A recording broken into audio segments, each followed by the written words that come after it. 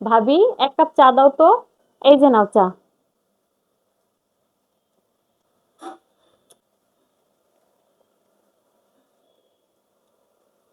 এটা চা হয়েছে? হ্যাঁ, তুমি চায়ে না চিনি দিয়েছো না দুধ দিয়েছো। এটা কি চা বানিয়েছো? চাটাও ভালো করে শিখে আসতে পারোনি। আমাদের ভাগ্যটাই খারাপ যে তোমার মতো একটা বউ পেয়েছি। নাও, খাবো না। আচ্ছা দাও, আমি আবার চা বানিয়ে নিয়ে আসছি। বৌমা, তুমি থামো। আমাদের ভাগ্য থেকে তুই যার বাড়ি বউ হয়ে যাবি তাদের ভাগ্য খারাপ। আমরা ছেলের বিয়ে দিয়ে নিয়ে আসার পরে আমরা ভুলে যাই যে ওই বউটাও কারো না কারো বাড়ির মেয়ে। আমাদের আগের বাড়ির বউটাকে শিক্ষা দেওয়ার থেকে আগে মেয়েটাকে শিক্ষা দেওয়া উচিত। বুঝলি? তুইও তো কারো না কারো বাড়িতে বউ হয়ে যাবি, তখন যদি তোর ননদ তোর সাথে এরকম ব্যবহার করে তাহলে তোর কেমন লাগবে, হ্যাঁ? একবার কি চিন্তা করে দেখেছিস?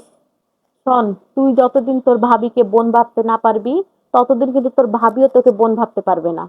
সম্পর্ক না একদিক থেকে ঠিক করা যায় না, দুই দিক থেকে ঠিক রাখতে হয়। তাহলে একটা সম্পর্ক সুন্দর ও মিষ্টি হয়। একদিক থেকে কখনো সম্পর্ক রক্ষা করা যায় না।